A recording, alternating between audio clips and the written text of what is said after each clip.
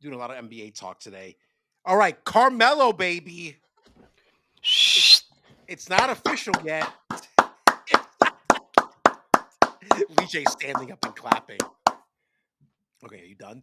It's not official yet, but apparently Carmelo Anthony is going to be a first ballot Hall of Famer. Eli Manning should be jealous. Um, so let's so Melo spent roughly 6.5, because don't forget he came to the Knicks. There was about 27 games left in the season when he got traded to the Knicks from the Nuggets. So I say 6.5. With the Knicks, he was an all-star in every full season he was with the Knicks. And I think he won his only scoring title when he was at the Knicks. And obviously he's from Brooklyn, for those who don't know. And he led Syracuse to this day their only national championship. And that was back in 2003. Sir, you were probably obviously watching the NBA a lot closer. I mean, he might be one of the most underrated people, I think, in history. I think. Because he was really fucking I've good. always been a big Carmelo guy. Yeah, Always. yeah, yeah. So what are your thoughts about Melo and memories and all this other shit about him? My biggest reason why I've always loved Carmelo Anthony, and my cousin and I had this conversation a few years ago. I don't know if he remembers, but he probably does. The reasons why I love him so much is the reasons why people hate him so much. Oh, And the really? reason Okay. and the reasons why people hate him so much is because I know who Carmelo Anthony is and was as a basketball player, Mm, which is why people hated him. Let me explain. Carmelo sure. Anthony is one of the greatest scorers I've ever seen in the NBA. This guy could That I score yeah. mid-range, in the post, three-pointer, dunk, all that kind of stuff. You know what Carmelo Anthony didn't do? Play defense. Play defense. Mm.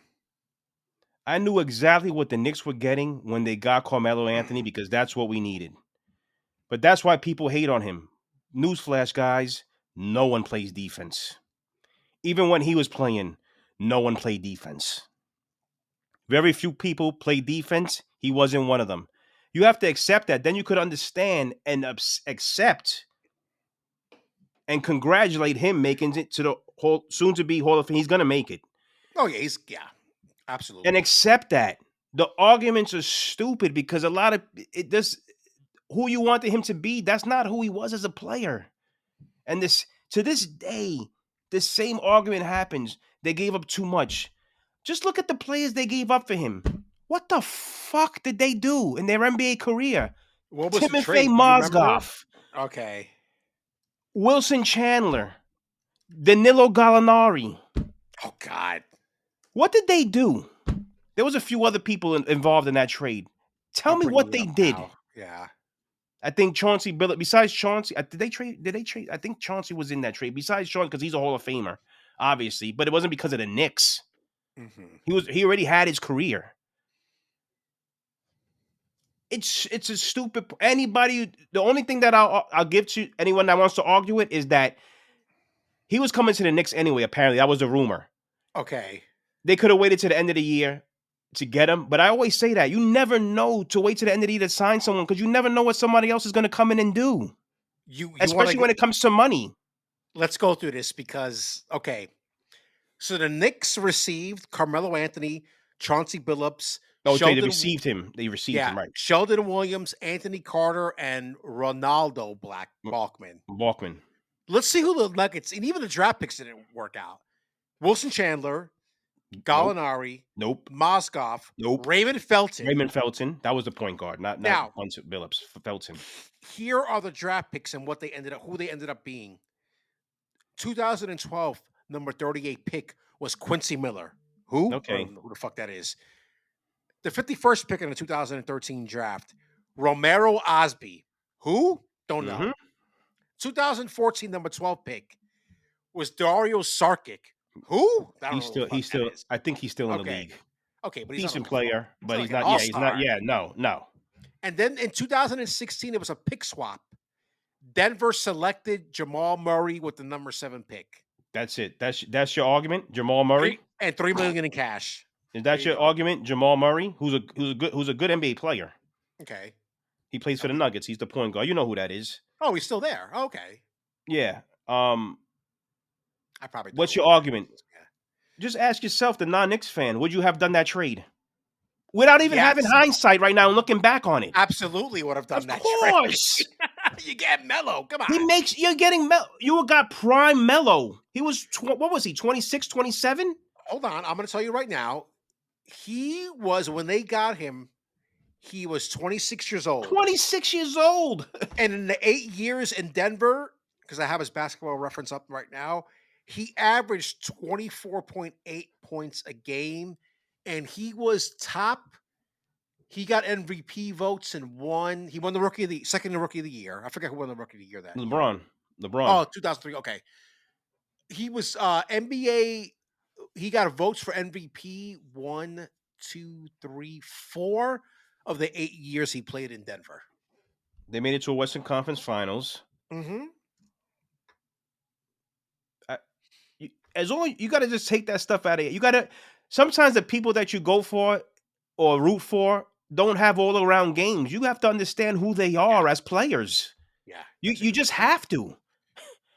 Players that you go for as a fan, do they have whatever sport it is? Do they have the all around game? No. It's just not the way it goes. Juan Soto. I was just about to say Juan Soto. I was about to say that. As they say in baseball, what's it? The 5-2 player. He's not that. He's not. He's not. But he's great.